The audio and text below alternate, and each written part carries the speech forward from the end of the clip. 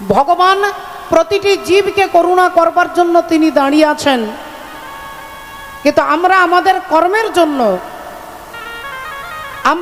কর্মের জন্য নিজের নিজের কর্ম ভোগ করছি।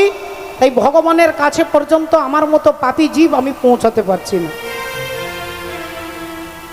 বলে ভগবানকে পাওয়ার একটা সব থেকে সোজা রাস্তা হচ্ছে সাধু সঙ্গ। সাধু সঙ্গ, সাধু সঙ্গ সর্বশাস্ত্রে কয়, লবমাত্র সাধু সঙ্গ জীবের সর্বসিদ্ধি হয়। দেখুন, সাধুকে দেখাটা সাধু সঙ্গ নয়, সাধু যা বলে তা যদি জীব করতে পারে তবে তাকে সাধু সঙ্গ কয়। ভগবান শ্রীকৃষ্ণকে দুর্যোধনও দেখেছেন, ভগবান কৃষ্ণকে শিশুপালও দেখেছেন, ভগবানকে পুতনাও দেখেছেন, আর ভগবানকে কংসও দেখেছেন। এরা সবাই ভগবানকে দেখেছে, ভগবানের সঙ্গে কথা বলেছেন, কিন্তু ভগবানকে অনুভব করতে পারেননি। কেন? বলে এরা কখনো সাধু সঙ্গ করেনি। বাবা ভক্তমণ্ডলী, ভক্তিমতী মায়েরা, রাবণের রাজসভায় রাবণ, আপনি যদি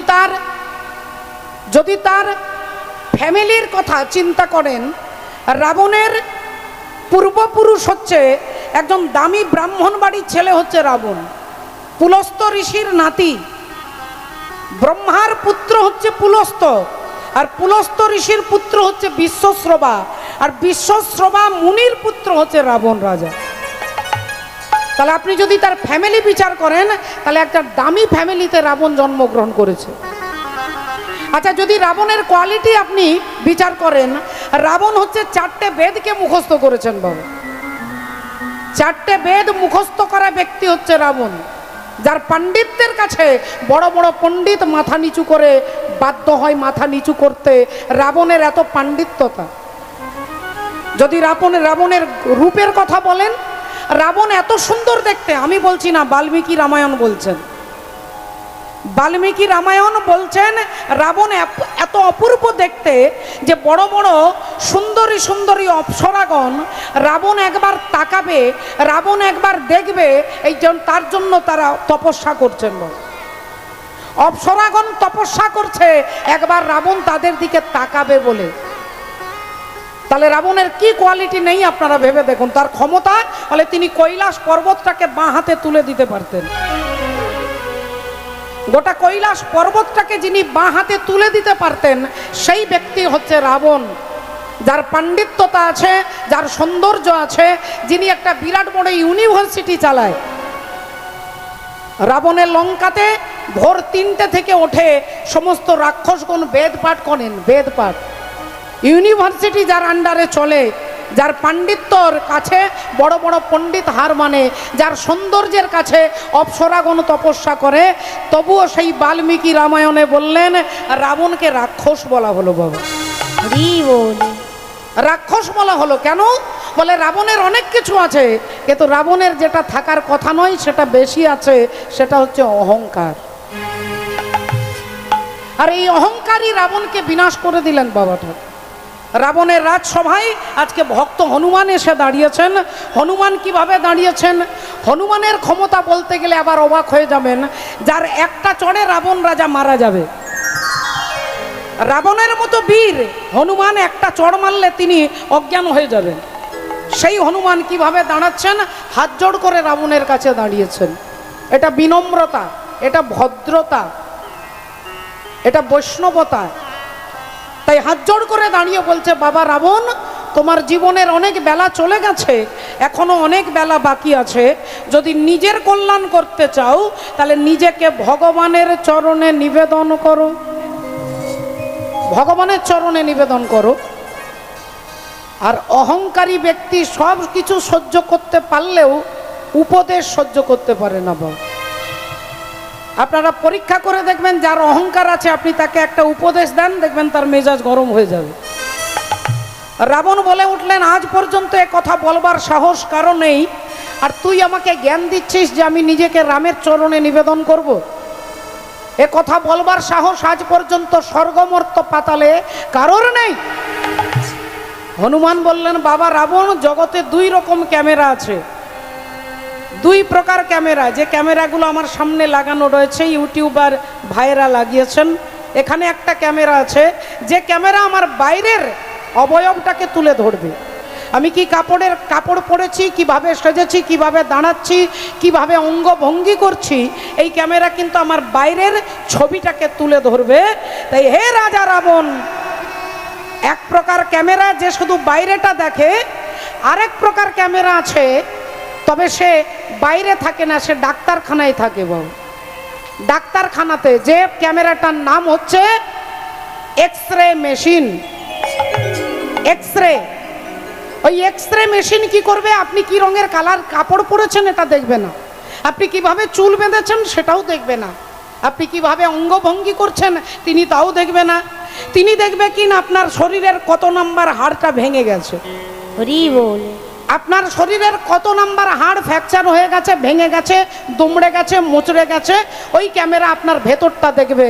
তাই বাবা রাবণ, আজ পর্যন্ত যত ক্যামেরা তুমি দেখেছো এরা সব বাইরের ক্যামেরা, তোমার বাইরেটা দেখেছে, আর আমি হচ্ছে সেই এক্সরে মেশিন যে তোমার ভেতরটা দেখে, তোমার ভবিষ্যৎটা দেখে বলছি তুমি নিজেকে রামের চরণে নিবেদন করো। রাবণ বলে উঠল, কে আছিস, কে আছিস? 2-10 জন, 20 জন, 50 জন ছুটে এসেছে। মহারাজ, এর অঙ্গ ভঙ্গ করে দে, এর অঙ্গ ভঙ্গ করে দে। অঙ্গ মানে শরীর, ভঙ্গ মানে ভাঙা। অঙ্গ ভঙ্গ করে দে মানে হাত ভেঙে দে, পা ভেঙে দে, ঘাড় ভেঙে দে, কোমর ভেঙে দে। আর রাবণ আদেশ করেছে, 1 মিনিট দেরি নেই, সব ছুটে যাচ্ছে অঙ্গ ভঙ্গ করতে। আর হনুমানও তো কম ব্যক্তি নয় বাবা, তিনি পঞ্চতত্ত্বের একটা তত্ত্বের বেটা, একটা তত্ত্বের ছেলে। ক্ষিতি অপ তেজ মরুত বোম, এই মরুত মানে হচ্ছে বাতাস, বাতাস মানে পবন, আর পবনের পুত্র হচ্ছে হনুমান। তিনিও যেমন তেমন ব্যক্তি নয়। मनोजवम मारुतदुल्य बेगम जितेन्द्रियम बुद्धिमातम वरिष्ठम बतात्मानं वानरायुध्य मुख्यम श्री रामदूतम शरणम प्रपद्ये। हरि हरि बोल। এতগুলো সার্টিফিকেট আছে। मनोजवम মনের থেকে দ্রুত গতিতে চলতে পারে হনুমান। মারুতদুল্য বেগম পবন পুত্র। জিতেন্দ্রিয়ম ইন্দ্রিয়কে জয়লাভ করেছেন। বুদ্ধিমাতাম বরিষ্ঠম বুদ্ধিজীবীদের মধ্যে যিনি অগ্রগণ্য। এতগুলো যার সার্টিফিকেট, তাকে জিজ্ঞাসা করছে তুমি কে? বললেন আমি হলাম রামের দাস। আমরা একবার বিদেশ থেকে ঘুরে এলে আমাদের মাটিতে পা পড়ে না, আমরা একবার টিভির পর্দাতে মুখটা দেখাতে পারলে আমাদের অহংকারে পা পড়ে না। আর যার এতগুলো সার্টিফিকেট আছে তিনি বলছে কি পরিচয়? না আমি রামের দাস, আমি ভগবান রামের চরণের দাসের অনুদাস। তার বুদ্ধি তো কম নয়, যখন অঙ্গভঙ্গ করতে আসছে এই হনুমান নিজের ল্যাজটাকে ডান হাত দিয়ে ধরে আর রাবণকে দেখিয়ে দেখিয়ে ঘোরাচ্ছে। বাবা রাবণকে দেখিয়ে ল্যাজটা ঘোরাচ্ছে, কখনো ল্যাজটাকে ধরে চুমু খাচ্ছে, কখনো ল্যাজটাকে মাথায় ছোঁয়াচ্ছে, কখনো চোখে ছোঁয়াচ্ছে, কখনো বুকে জড়িয়ে ধরছে, বারবার চুমু খাচ্ছে। আর রাবণ ভাবছে আচ্ছা আচ্ছা আচ্ছা ও ল্যাজটাকে খুব পছন্দ করে না, ওর ল্যাজেই ওর দুর্বলতা আছে, তাহলে দুর্বল জায়গায় আঘাত করতে হবে। ও যখন ওর ল্যাজটাকে এত পছন্দ করে তখন এর অঙ্গ ভঙ্গ করবার দরকার নেই, এর যে ল্যাজটা আছে ল্যাজের মধ্যে আগুন ধরিয়ে দে, ল্যাজে আগুন ধরিয়ে দে। যেই বলেছে রাবণের কর্মচারী ছুটছে সব রাধে রাধে বাড়িতে যাচ্ছে, আগুন জ্বালাতে বলেছে ল্যাজে, তাই ঘি আর কাপড় নিয়ে আসছে। একটু করে তেল, একটু করে ঘি, একটা করে কাপড়, কেউ মায়ের কাপড়, কেউ দিদির কাপড়, কেউ স্ত্রীর কাপড়, যে পেরেছে একটা করে কাপড় আর একটু করে তেল এনে হনুমানের লেজে কাপড়টা জড়াচ্ছে আর তেল ঢালছে, কাপড় জড়াচ্ছে আর তেল ঢালছে। আর কাপড় জড়াতে জড়াতে সরু লেজ মোটা হয়ে গেছে। রাবণ হাসতে হাসতে বলছে দাঁড়িয়ে যা, আর না আর না আর না, এবার নয়, এবার আগুনটা জ্বালিয়ে দাও, এই বেটা পুড়ে মারা যাবে। ও বেটা পুড়ে মারা গেলে বুঝতে পারবে যে আমাকে জ্ঞান দেওয়ার কি ফল।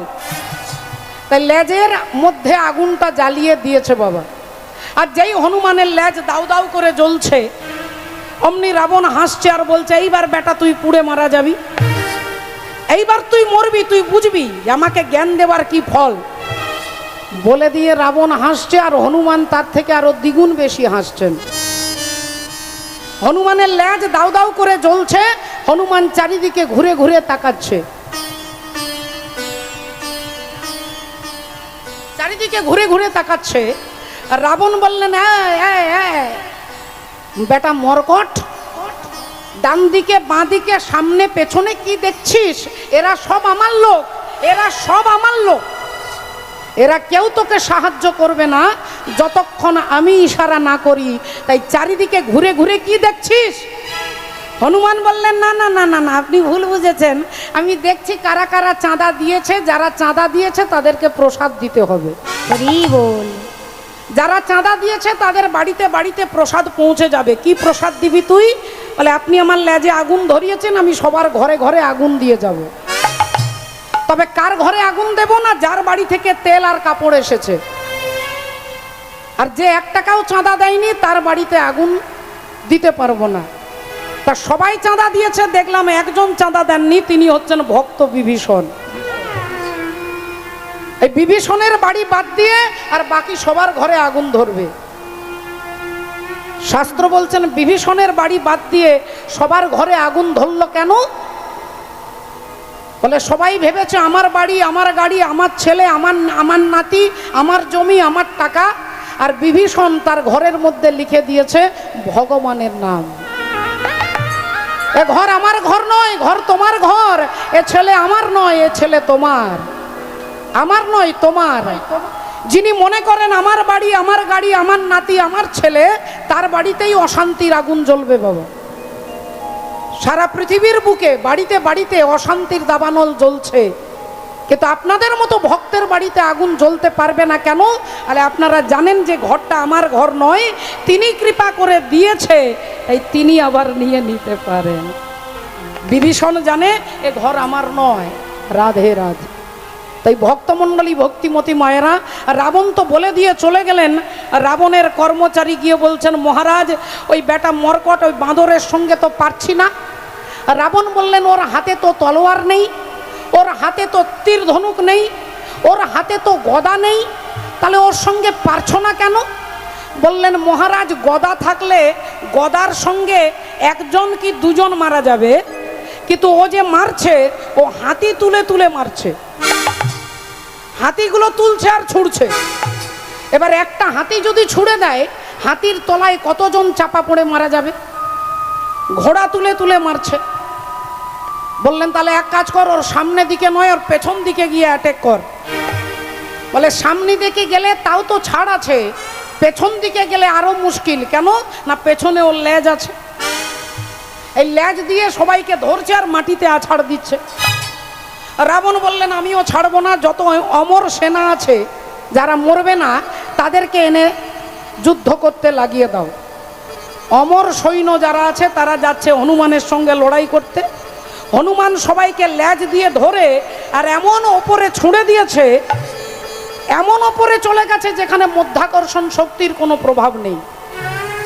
এবার তারা নামতেও পারছে না আর উঠতেও পারছে না। এখন চলে গেছে রিপোর্টার খবর দিতে, মহারাজ কি ব্যাপার? অমর সেনা তো যুদ্ধ করতে গেছে। বললেন, কি হলো তাদের? বলে, তাদেরকে ওপরে উঠতে দেখেছি কিন্তু নিচে নামতে আর দেখিনি মহারাজ। বলে, তাহলে ওই বেটা দাঁড়া, দেখাচ্ছি মজা, ওর লেজটাই টেনে ছিঁড়ে দেবো।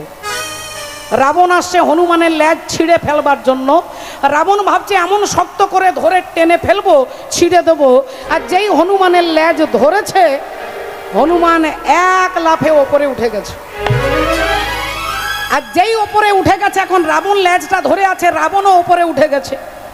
যে রাবণ চেয়েছিল লেজটাকে ছিঁড়বার জন্য, সেই রাবণ এবার বাবা ভোলেনাথকে বলছে, বাবা গো, তুমি দয়া করো যেন লেজটা না ছিঁড়ে যায়, কারণ লেজ ধরে উপরে উঠে গেছি, এবার লেজ ছিঁড়লে আমিও পড়বো। হরি বল, রাধে রাধে। ভক্তমণ্ডলী, ভক্তিমতী মায়েরা, এই লেজ হচ্ছে প্রতিষ্ঠা।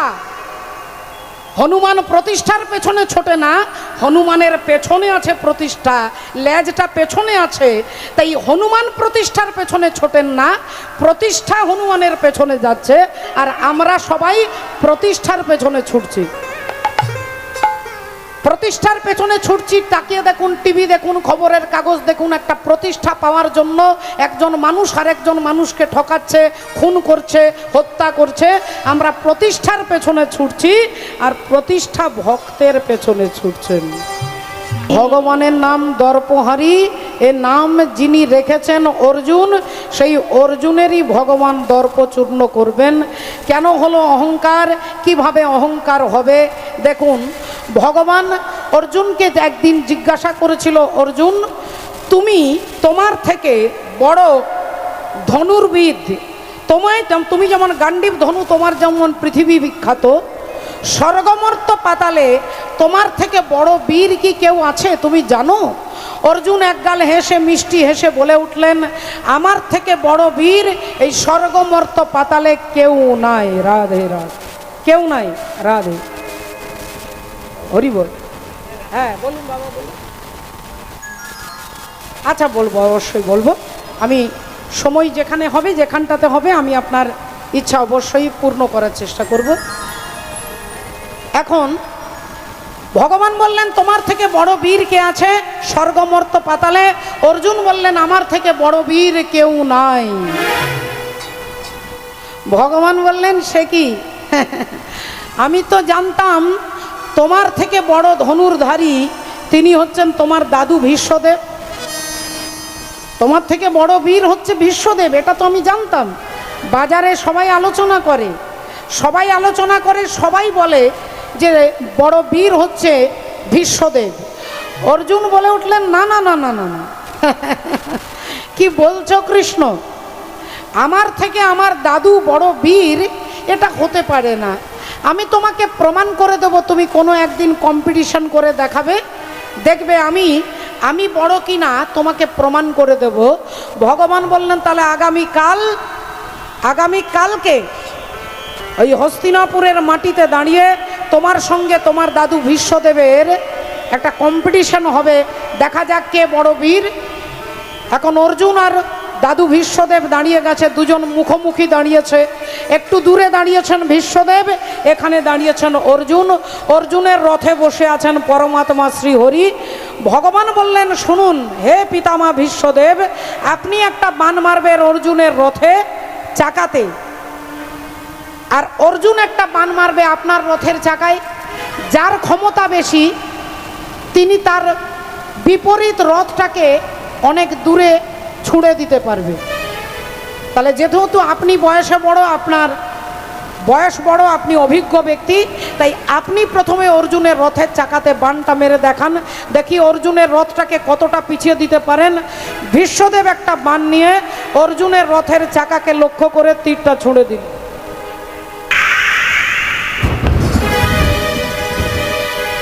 আর যেই বাণটা ছুঁড়ে দিল অর্জুনের রথে লাগলো, অর্জুনের রথটা এইখান থেকে ওই বাঁশের খুঁটিটা পর্যন্ত, অর্থাৎ 8 ধনু, একটা ধনুক, দুটো ধনুক, তিনটে ধনুক করে যে 8 ধনু, সেই 8 ধনু ভগবান মেপে নিলেন যে এইখান থেকে এইখান পর্যন্ত 8 ধনু আপনি রথটাকে পিছিয়ে দিয়েছেন। আচ্ছা এবার অর্জুন তোমার ক্ষমতা দেখি, তুমি কতটা পিছিয়ে দিতে পারো দাদু ভীষ্মদেবের রথ।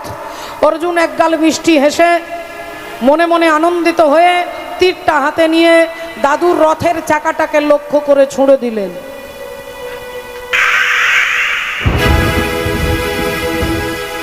আর যেই তীরটা গিয়ে দাদু ভীষ্মদেবের রথে লাগলেন, রথটা 2 কিলোমিটার পিছিয়ে গেছে। আমি তোমাকে বারবার বলছিলাম না যে আমি দাদুর চেয়ে বড়, তুমি বিশ্বাস করলে না। তুমি সব হরিনাম কমিটির সদস্যদের কথা শুনতে গেলে সবাই নাকি বলছে দাদু ভীষ্মদেব বড় বীর, বড় বীর। আমি প্রমাণ করে দিলাম, দাদু আমার রথটাকে 8 ধনু পিছিয়ে দিল, আমি 2 কিলোমিটার ছুঁড়ে দিয়েছি। এবার বিশ্বাস হলো তো? আর ভীষ্মদেব এখন 2 কিলোমিটার পিছিয়ে গেছে। ভগবান অমনি অর্জুনের রথ থেকে নেমে একটু দূরে দাঁড়িয়ে আর হাতে তালি দিতে দিতে বলছে, বাহ বাহ বাহ বাহ, সত্যি তো অর্জুন, তোমার থেকে বড় বীর তো কেউ নেই, তুমি তা হাতে নাতে প্রমাণ করে দিলে।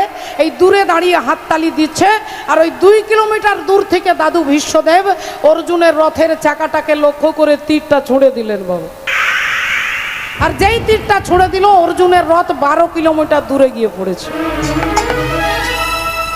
অর্জুনের রথ 12 কিলোমিটার দূরে গিয়ে পড়েছে। অর্জুন পড়ে গেছে মাটিতে, গোটা গায়ে ধুলো লেগে গেছে, ছুটতে ছুটতে আসছে, এসে মাথাটা নিচু করে দাঁড়িয়েছেন।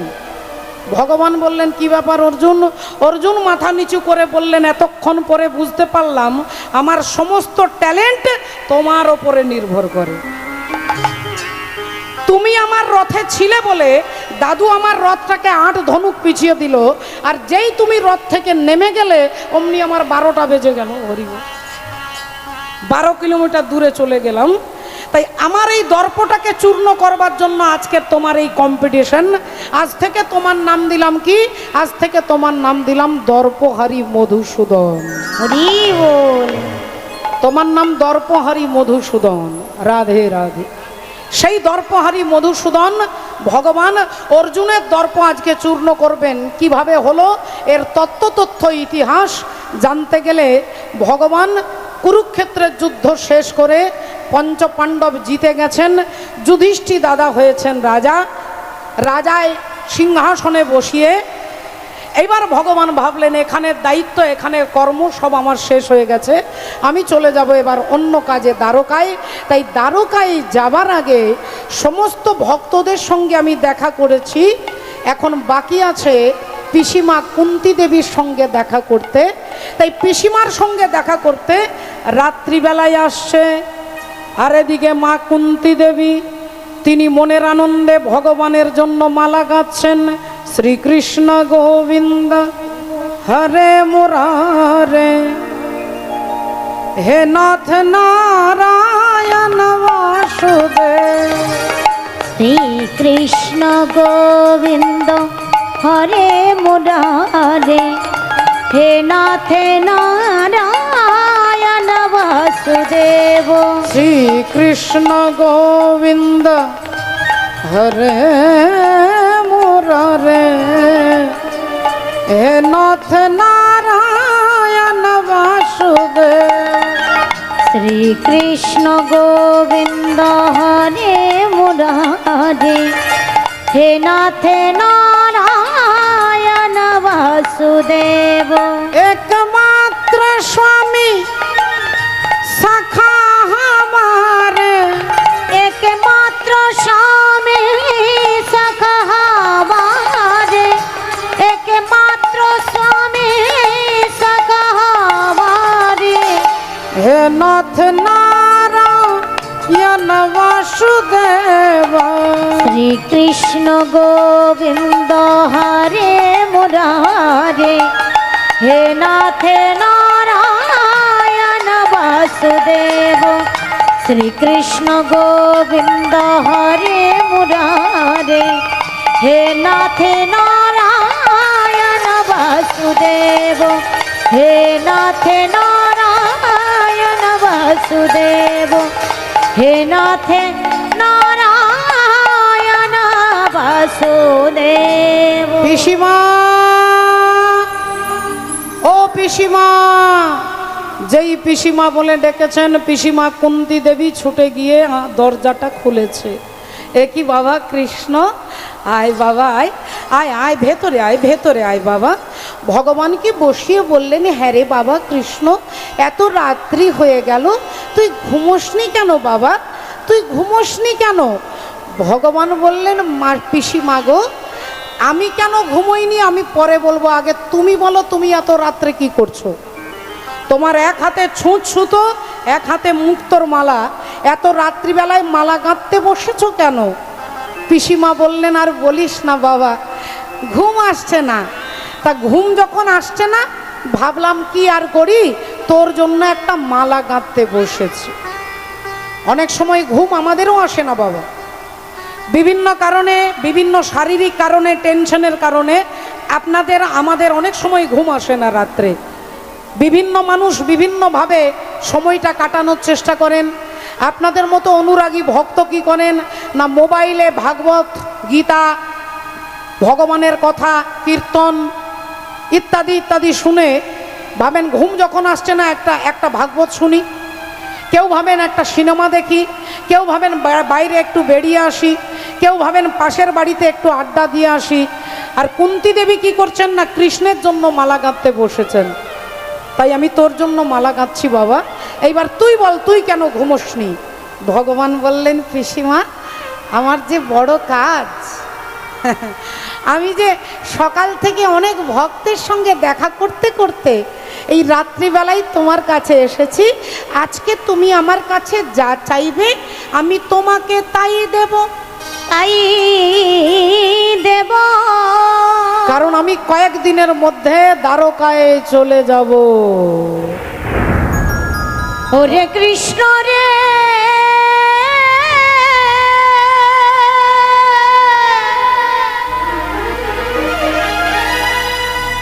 না না এ হতে পারে না,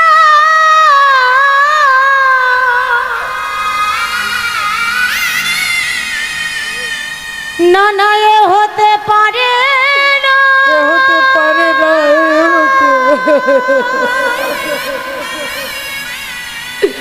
এ হতে পারে না কৃষ্ণ, এ হতে পারে না, এ হতে পারে,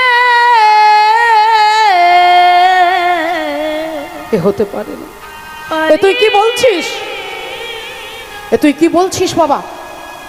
তুই আমাদের ছেড়ে চলে যাবি দ্বারকায়? ভগবান বলে, পিসিমা এই দেখো তুমি ভেঙে পড়লে হবে? আরে বাবা তোমার ছেলে তো এখন রাজা হয়েছে গো, তুমি রাজমাতা হয়েছো, তোমার খাবার অভাব নেই, পড়ার অভাব নেই, থাকার অভাব নেই, তাহলে এখন তুমি কান্নাকাটি করলে হবে? আমার তো অনেক কাজ, আমাকে যেতে হবে পিসিমা। তাহলে কেন এসেছিস সেই রাত্রিবেলায় আমার কাছে? আজকে তুমি আমার কাছে যা চাইবে পিসিমা আমি তোমাকে তাই দেব, তাই দেব। আমি যা চাইবো তুই তাই দিবি? হ্যাঁ পিসিমা, তোমার চাইতে দেরি হবে, আমার দিতে দেরি হবে না। বলো তুমি কি চাও? কুন্তী দেবী অমনি আঁচলটা পেতে বলে উঠলেন, কৃষ্ণ আমি যা চাইবো তাই যদি তুই দিস তাহলে দে বাবা দে। এই অভাগিনী পিসিমা তোর কাছে আঁচল পেতে ভিক্ষা চাইছি, জগতের সমস্ত দুঃখ তুই আমার আঁচলে দে বাবা। আমায় আঁচল ভরে দুঃখ দে রে, আমায় আঁচলে ভরে আমায় দুঃখ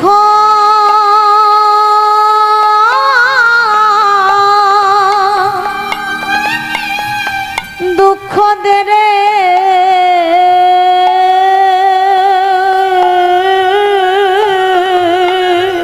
আমায় আঁচল ভরে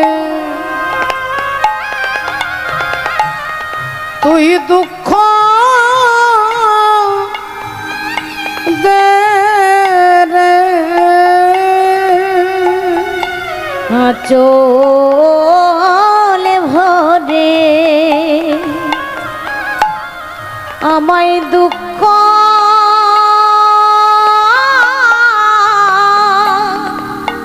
দুঃখ দে রে,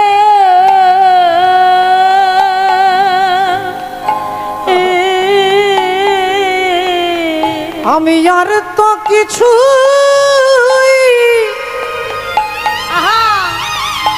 ওরে চাই না কৃষ্ণ, আমায় আঁচলে ভরে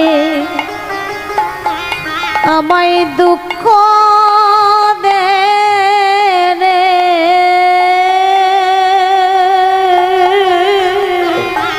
আমি আর তো কিছু আহা চাই না কৃষ্ণ, কৃষ্ণ রে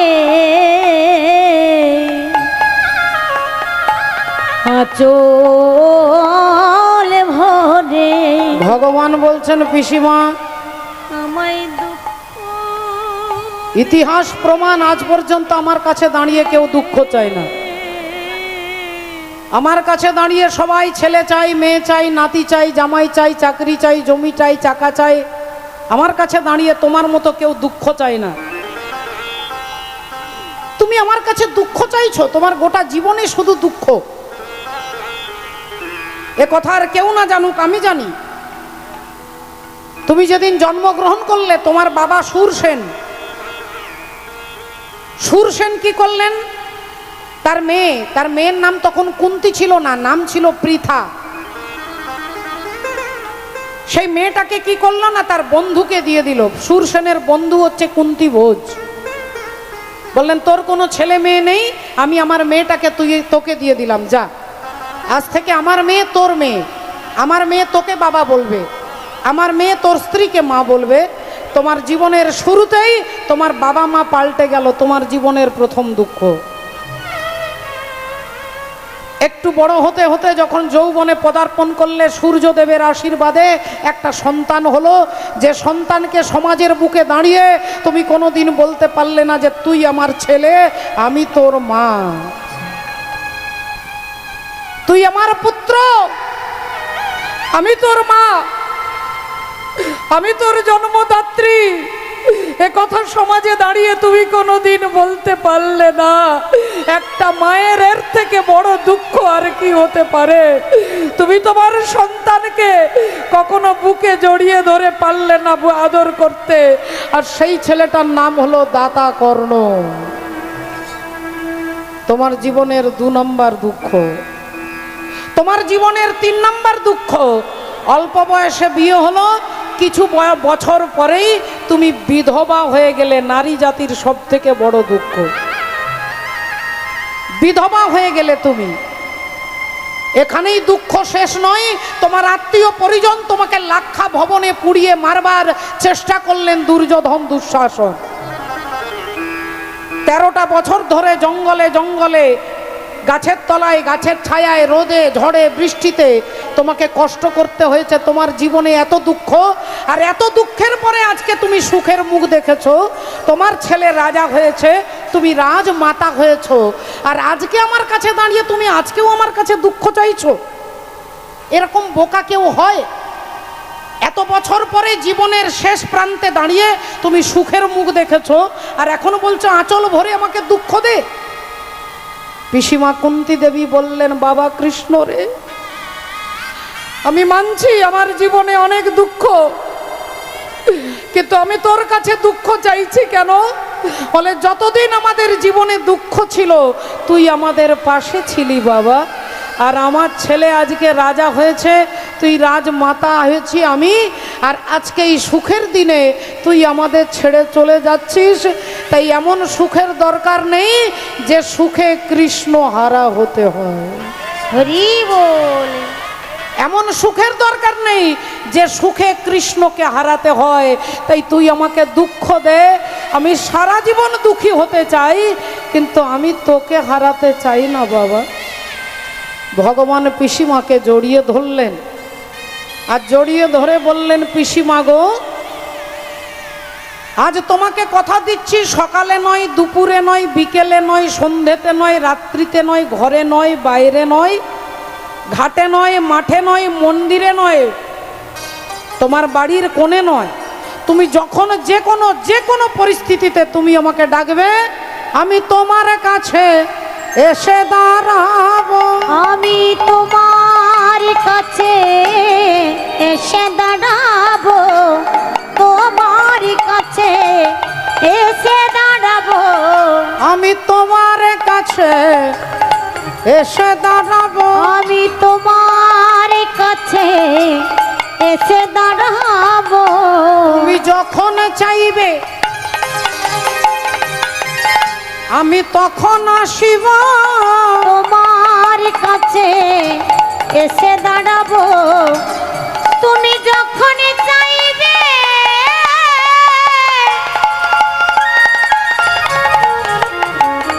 আমি তখন আসিব, তোমার কাছে এসে দাঁড়াবো।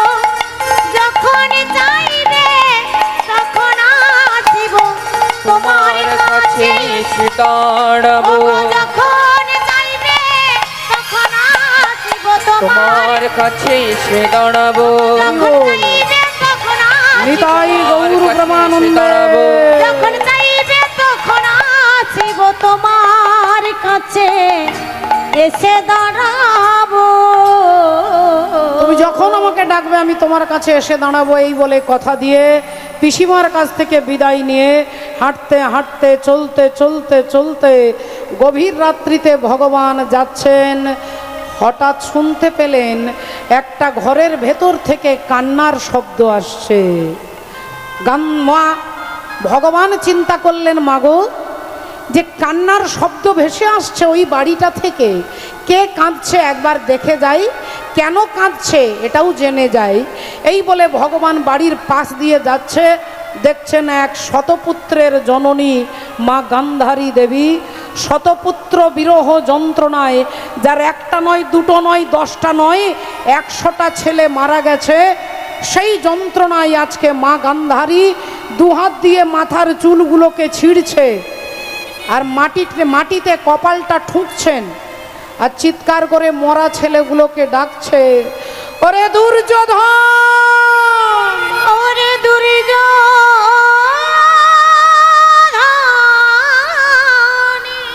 ফিরে আয় বাবা, একবার একবার ফিরে ফিরে আয়, একবার ফিরে আয় বাবা। ফিরে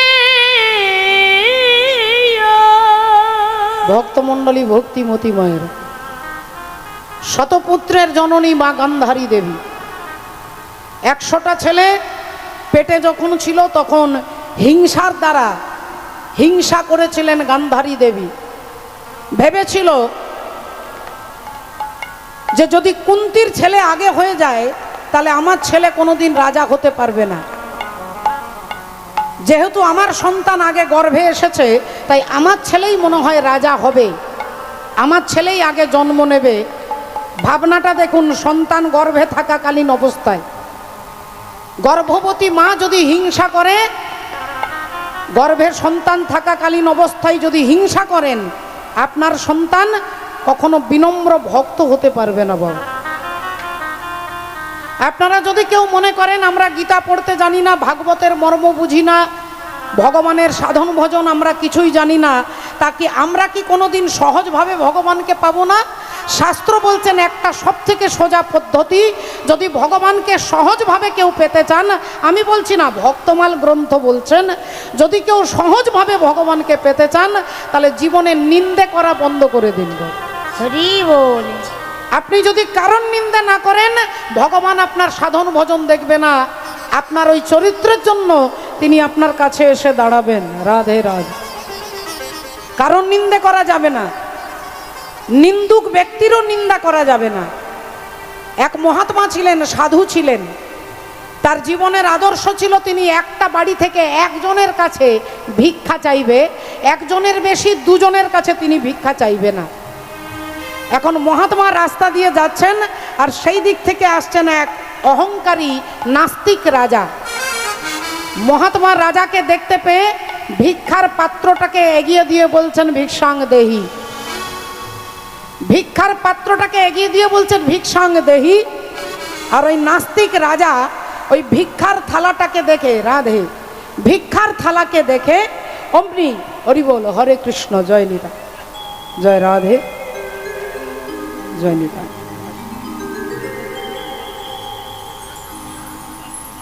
ভিক্ষার পাত্রটাকে এগিয়ে দিয়ে বলছেন ভিক্ষাং দেহি। ভক্তমণ্ডলী ভক্তিমতী মায়েরা, এখন রাজা তো নাস্তিক, রাজা ঘোরতর নাস্তিক। রাজা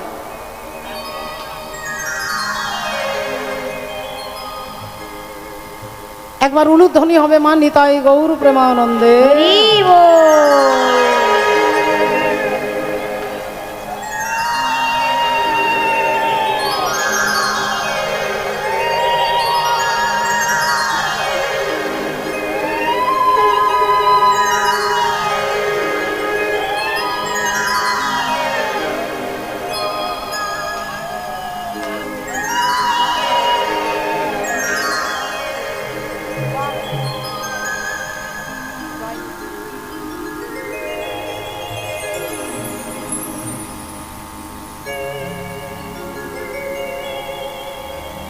জয় নিতাই।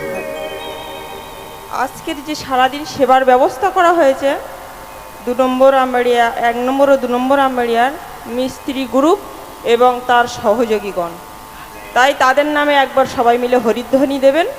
আর সেই সাথে সাথে কেউ অভুক্ত থাকবেন না, সবাই প্রসাদ পেয়ে যাবেন। সারা দিন এবং রাত্রব্যাপী প্রসাদের ব্যবস্থা আছে। জয় জয় কবুল গৌর প্রেমানন্দে হরি বল।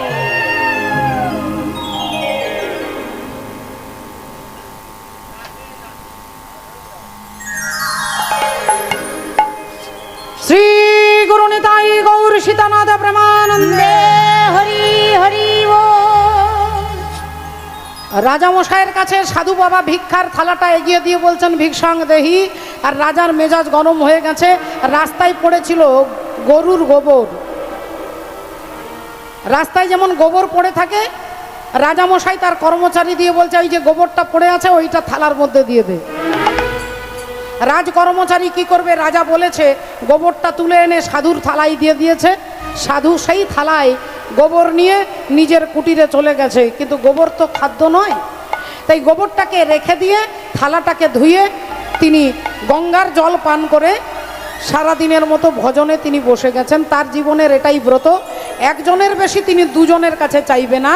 আর সে যদি না দেয় তাহলে সেদিন তিনি জল পান করে জীবনযাপন করে। তা তিনি জল পান করে বসে গেছেন সাধনায়। কয়েক বছর পরে এখন রাজা গেছে জঙ্গলে মৃগয়া করতে, এমন সময় দেখছে বিরাট বড় একটা গোবরের পাহাড়। গোবরের পাহাড়, ভাবলেন আরে এত বড় গোবরের পাহাড়, এখানে কি এত লক্ষ লক্ষ গরু আছে নাকি? তা সাধু বাবার মনে হয় সাধু বাবা গরু রেখে থাকতে পারে। তা যাই সাধু বাবার কাছে যাই। সাধু বাবাকে সে তো চিনতে পারেননি, গিয়ে বললেন কি ব্যাপার বাবা, আপনার কি এখানে বিরাট গরু আছে হাজার হাজার, এত গোবরের পাহাড়? সাধু বাবা বললেন বাবা মিথ্যে কথা বলবো না, এগুলো হচ্ছে তোমার সব কর্মের ফল। এই যে গোবরের পাহাড়টা জমে গেছে, তুমি ভুলে গেছো, আমার মনে আছে একদিন তোমার কাছে ভিক্ষা চাইতে গিয়েছিলাম, তুমি আমাকে থালাতে একটা গোবর থালার মধ্যে ভর্তি করে দিয়েছিলে। সেই কর্মফল জমতে জমতে জমতে আজকে গোবরের পাহাড় হয়ে গেছে। হরি বল। বললেন তাহলে এখন আমার উপায় কি হবে? বলে উপায় কিচ্ছু নেই, এত বড় গোবরের পাহাড়টাকে তোমার কর্মের দ্বারা ক্ষয় করতে হবে। কর্মের দ্বারা এটাকে ক্ষয় করতে হবে। কি করলে ক্ষয় হবে? বলে যাও স্নান করে এসো, আমি তোমাকে দীক্ষা দিচ্ছি। সাধু বাবা রাজাকে দীক্ষা দিলেন। বললেন এই পাহাড়টা কমবে কি করে? না সবাই যদি তোমার নিন্দে করে, সমস্ত জনগণ, সমস্ত গ্রামবাসী, সমস্ত রাজ্যবাসী যদি তোমার নিন্দে করে, ওই তোমার নিন্দে করে তারা তোমার পাপের ফলটা একটু একটু করে নিয়ে নেবে, আর এই গোবরের পাহাড়টা একটু একটু করে কমে যাবে। এবার তুমি ভাবো কি করলে সবাই তোমার নিন্দে করবে? অমনি রাজামশাই কি করলেন, রাজামশাই তার বাড়িতে যে পুজো করত সেই পূজকের ব্রাহ্মণের মেয়েকে নিয়ে বললেন মারে তুই আমার মেয়ে, আমি তোর বাবা, কিন্তু তোকে নিয়ে গিয়ে আমি জঙ্গলের মধ্যে কুটির বেঁধে থাকবো, সবাই জানবে তুই আর আমি আছি, কিন্তু তুই জানবি আমি তোর বাবা, তুই আমার মেয়ে। জঙ্গলে কুটির করে দুজন থাকে। দেখতে দেখতে গোটা রাজ্যবাসী থুতু ফেলতে লাগলো, রাজা একটা মেয়ের বয়সী মেয়েকে নিয়ে জঙ্গলে কুটির করে আছে, তাও আবার ব্রাহ্মণের মেয়েকে নিয়ে। এই সবাই নিন্দে করতে লাগলো। ধীরে ধীরে গোবরের পাহাড়টা একটু একটু করে কমতে কমতে কমতে এক থালা গোবর রয়ে গেছে। এই এক থালা গোবরের মতো গোবর রয়ে গেছে। এই তখনই ভাবলেন এত বড় পাহাড়টা তো কমে গেল, সবাই আমার নিন্দে করে, কিন্তু এক থালা গোবরটা কমছে না কেন? সাধু বাবার কাছে এসেছে, বাবা বাবা ওই থালার গোবরটা কমছে না কেন, কি করলে কমবে? সাধু বাবা বললেন দেখো বাবা, তোমার কর্মের ফল সবাই একটু একটু করে নিয়ে নিয়েছে, পাহাড়টা কমে এক থালা রয়ে গেছে, এটা কমবে না।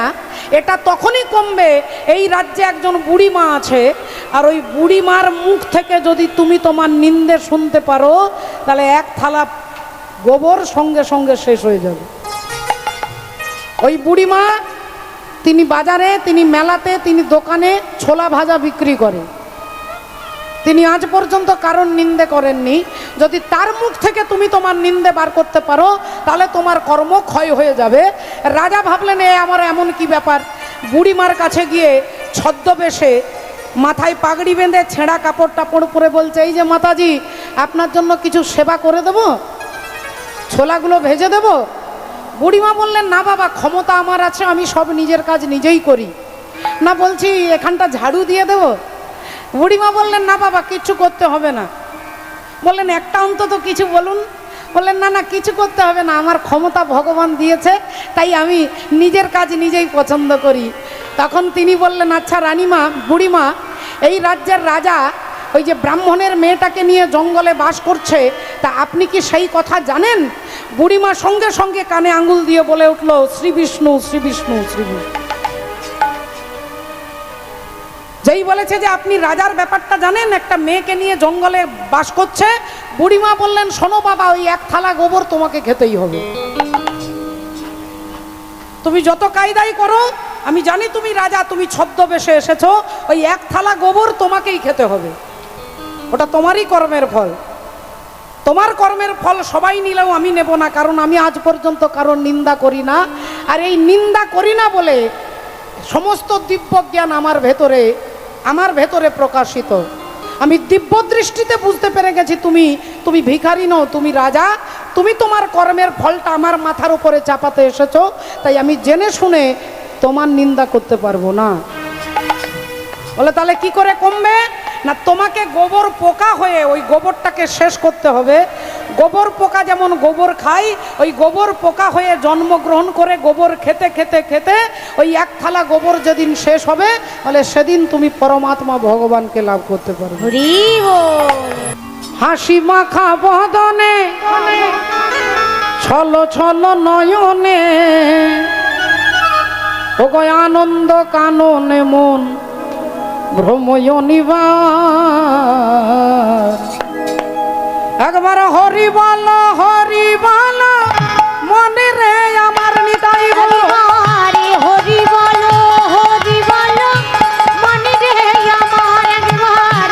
হরি বলো, হরি বলো, মনে রে আমার একবার। হরি বলো, হরি বলো, মনে রে আমার। হাসি মাখা বদনে,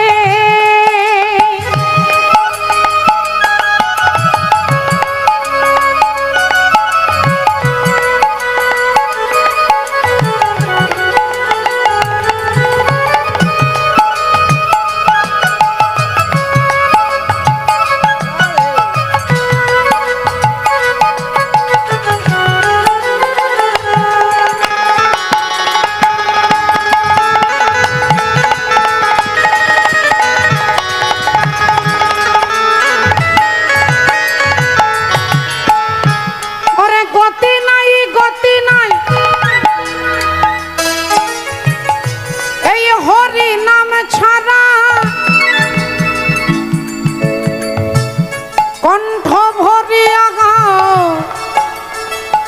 হয়ে আত্মহারা।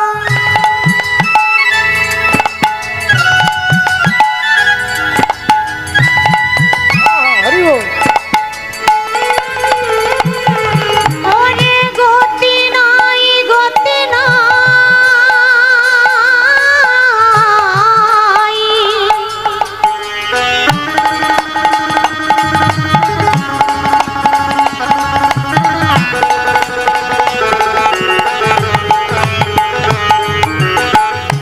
গতি নাই, গতি নাই, এই হরি নামে ছাড়া। কণ্ঠ ভরিয়া গাও হয়ে আত্মহারা। বলি, ওই দেখো শ্মশানে কিবা রাত্রি দিনে, ওই দেখো শ্মশানে,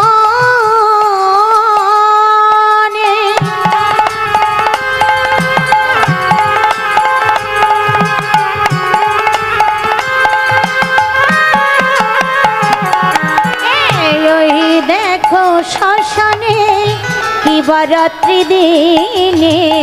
ওগো পুড়িতেছে মানুষের কত অহংকার। হরি বলো, হরি বলো, মনে রে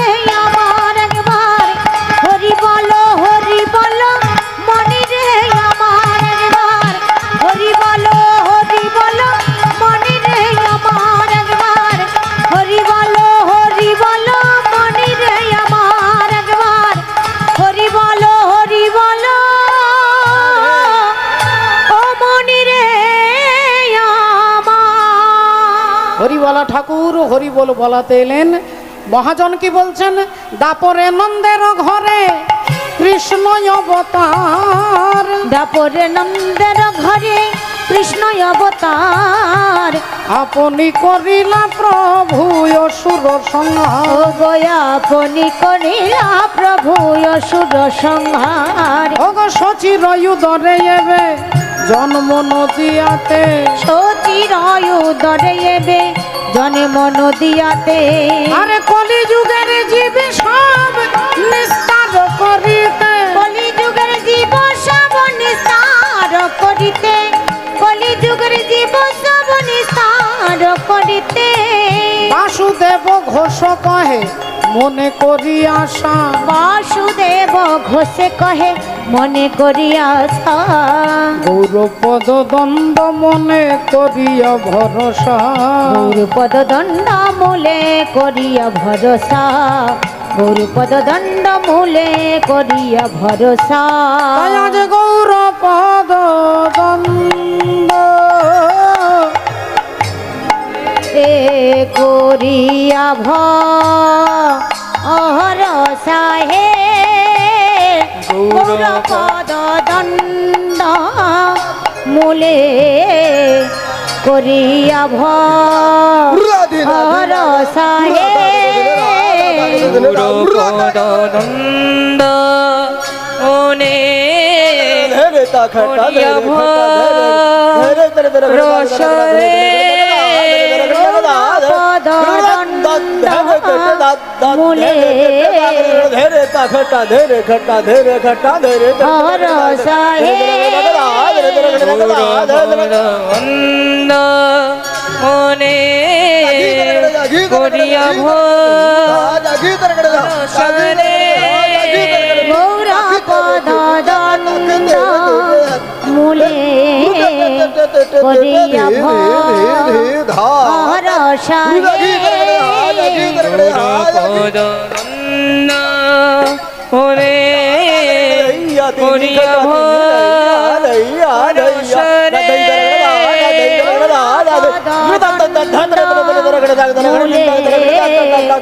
করিয়া ভরসা হে।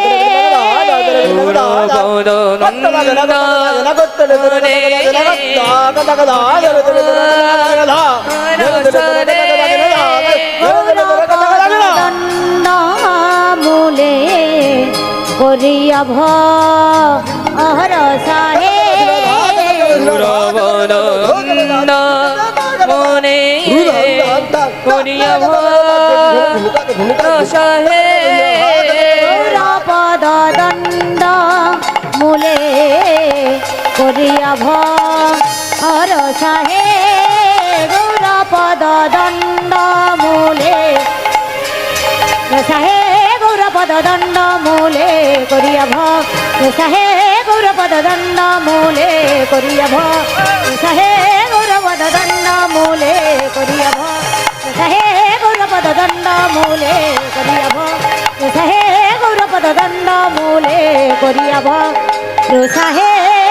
গৌরপদ দণ্ড মূলে।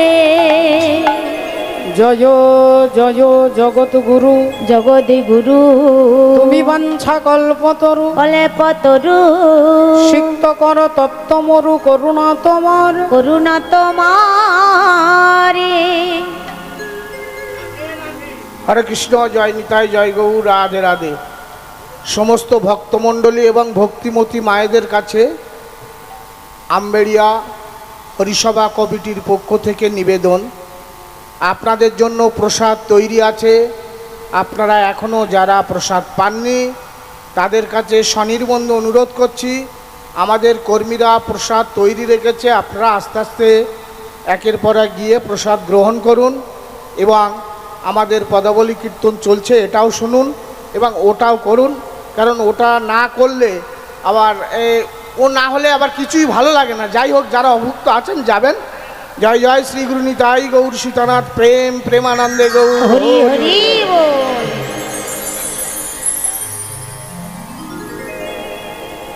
জয় গুরু, জয় নিতাই, জয় রাধেশ্যাম। সমস্ত ভক্ত চরণে আমার দণ্ডবাদ প্রণাম জানিয়ে এতক্ষণ মহাপ্রভু চরণাশ্রয় করেছিলাম। আজকে যে কথা যার কথা আমরা শুনবো, তার তথ্য আমরা শুনবো, গুরুচরণ আশ্রয় করে আমরা জানবো তার নাম কি। তার পূর্বে আমরা একটু ভজনের মধ্য দিয়ে একটু ভজন রাজ্যে প্রবেশ করব। একবার সবাই মিলে বলবো, বলো ভগবান কৃষ্ণচন্দ্র কি জয়, बोलो राधा रानी की জয়, बोलिए भागवत महापुराण की জয়, अनंत कोटि भक्त वृंदों की জয়। निताई गौर शीतनाथ प्रभु প্রেমানন্দে হরি হরি বল। जय राधे। सारे गा पदानी दा पा गा रे गा मा गा रे गा गा गा सारे गा पा गा रे सा नी पनी रे मा पा धा पा मा गा रे सा नी रे सा।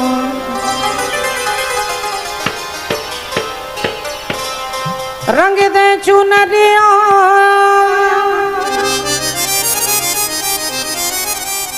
रंग दे चुनरिया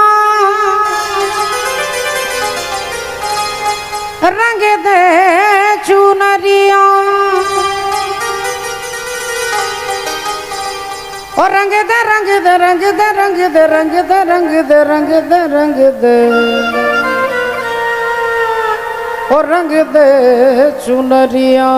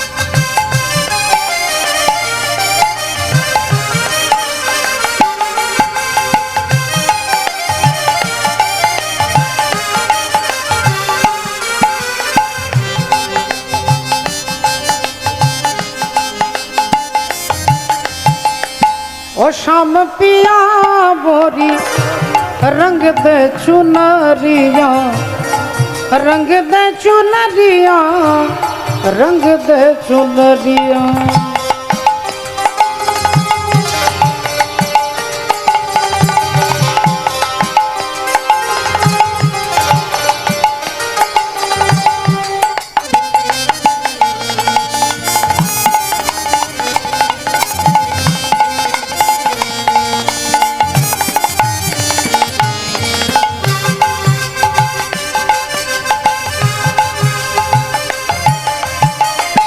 बिना रंगाए मैं तो घर नहीं जाऊंगी,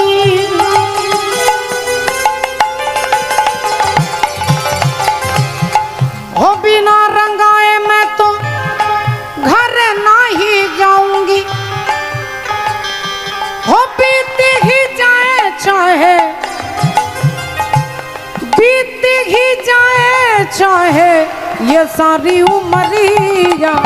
ओ शाम पिया मोरी रंग दे चुनरिया, ओ शाम पिया मोरी रंग दे चुनरिया, ओ रंग दे चुनरिया रंग दे चुनरिया।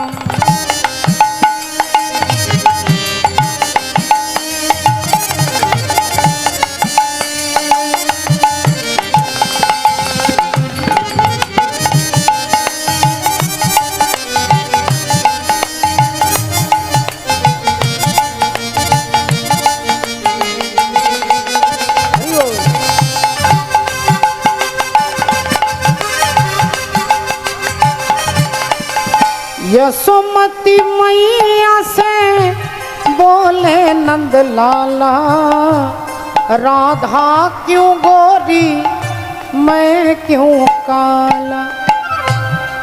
ছোট্ট ভগবান মা যশোদাকে জিজ্ঞাসা করছে, মা আমি এত কালো হলাম কেন? আর আমি যদি কালো হলাম তাহলে রাধারানী ফর্সা হলো কেন? সে এত ফর্সা, আমি কেন কালো? মা কি বলবে? উত্তর মা কি দেবে? যশোমতী মা তিনি মনে মনে চিন্তা করছেন, যা বাবা, এ গোপাল এমন অদ্ভুত প্রশ্ন করছে, আমি কেন কালো হলাম, রাধারানী কেন ফর্সা হলো, উত্তরটা কি দেবেন? মা ভেবে ভেবে উত্তর দিচ্ছেন।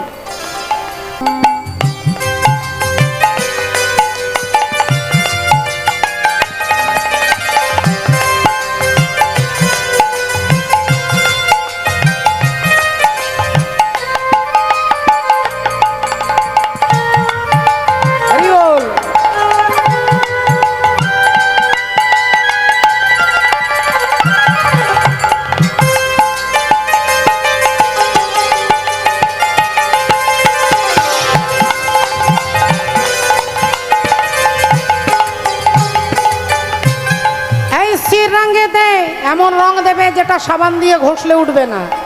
কে রঙে নাই ছুটে,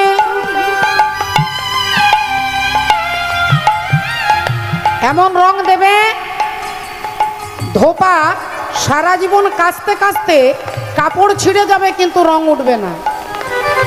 ও ऐसी रंग दे के रंग नाही छूटे, ओ धोबिया धोए चाहे, धोबिया धोए चाहे, ये सारी उमरिया ओ शाम पिया मोरी रंग दे चुनरिया, ओ शाम पिया मोरी रंग दे चुनरिया, रंग दे चुनरिया, ओ रंग दे चुनरिया, रंग दे चुनरिया, ओ रंग दे चुनरिया, रंग दे चुनरिया, रंग दे चुनरिया, रंग दे रंग दे रंग दे रंग दे रंग दे रंग दे रंग दे रंग दे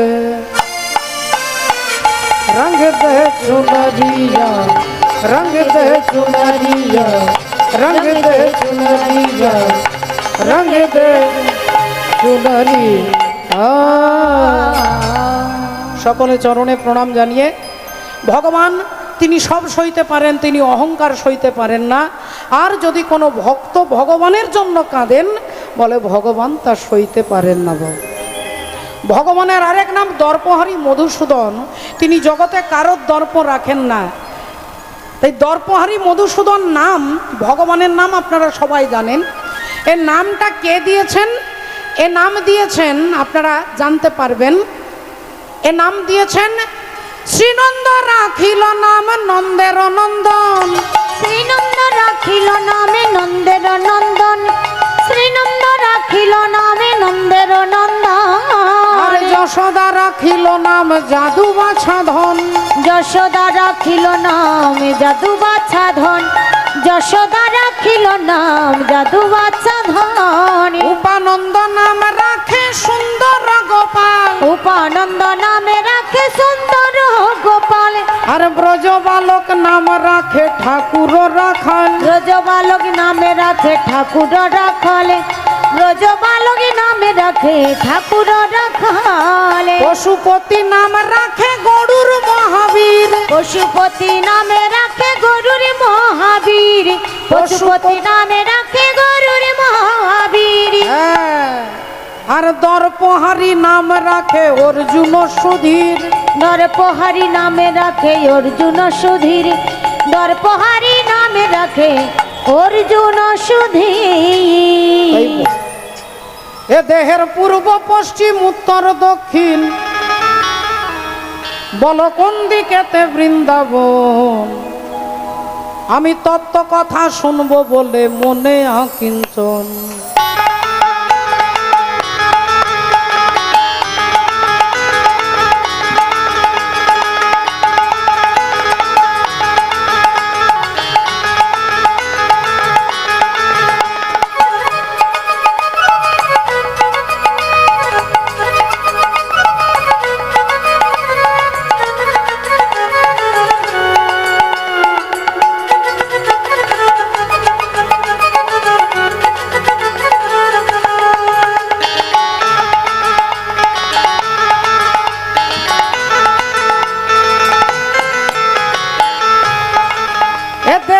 পূর্ব পশ্চিম,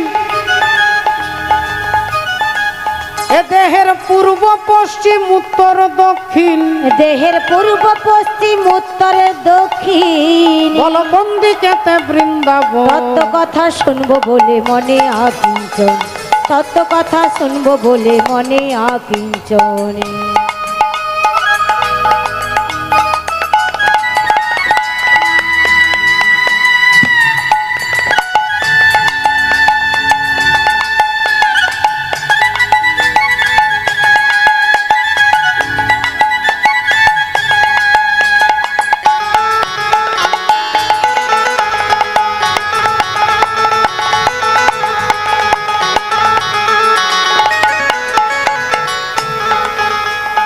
এ দেহটার পূর্ব দিক আছে, পশ্চিম দিক আছে। বল, এদিকটা পূর্ব দিক, এদিকটা পশ্চিম দিক। ডান দিকটা পূর্ব, বাঁ দিকটা পশ্চিম, আর এদিকটা উত্তর। কোমর থেকে ওপরের দিকে উত্তর, আর কোমর থেকে নিচের দিকে হচ্ছে দক্ষিণ। আপনাকে খুঁজে বার করতে হবে বৃন্দাবন কোথায় আছে। এ দেহের পূর্ব পশ্চিম উত্তর দক্ষিণ,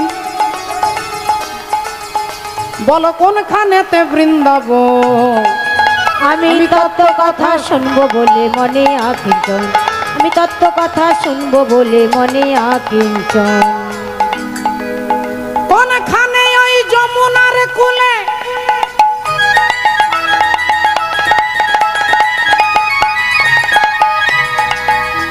আর বংশী ধ্বনি করে শ্যাম জয় রাধে বলে। বংশীধ্বনি করে শ্যামে জয় রাধে বলে, বংশীধ্বনি করে শ্যামে জয় রাধে বলে। বলো কোন কমলে কমলিনী, বলো কোন কমলের কমলিনী। ওগো কোন কমলে কমলিনী কোথায় থাকে সখীগণ। তত্ত্ব কথা শুনবো বলে মনে আকিঞ্চন, তত্ত্ব কথা শুনবো বলে মনে আকিঞ্চন। কোনখানেতে হয় গো বৃন্দাবন।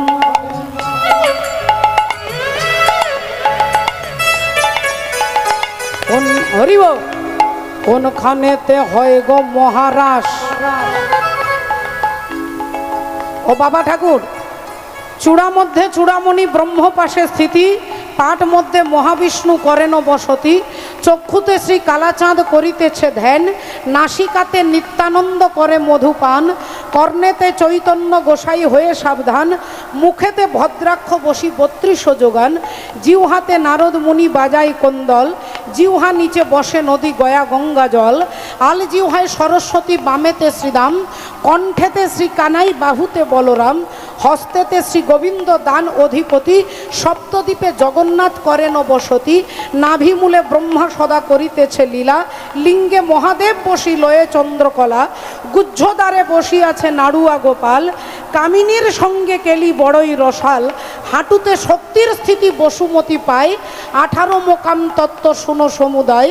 এই সব তত্ত্ব কথা যেই জন জানে, নরলোকে তুচ্ছ তারে দেবলোকে মানে।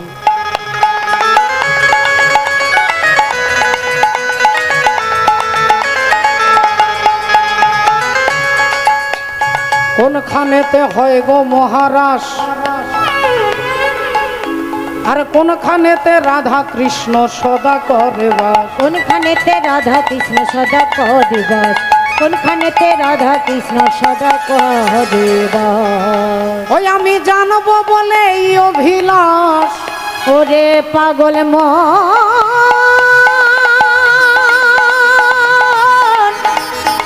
ওরে মন রে মন আমার। ওরে পাগল মন,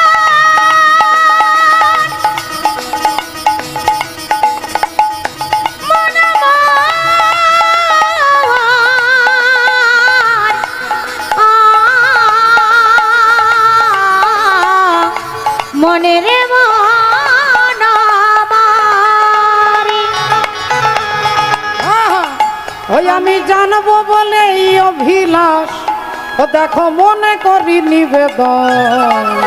আমি তত্ত্ব কথা শুনবো বলে মনে আকিঞ্চন, তত্ত্ব কথা শুনবো বলে মনে আকি।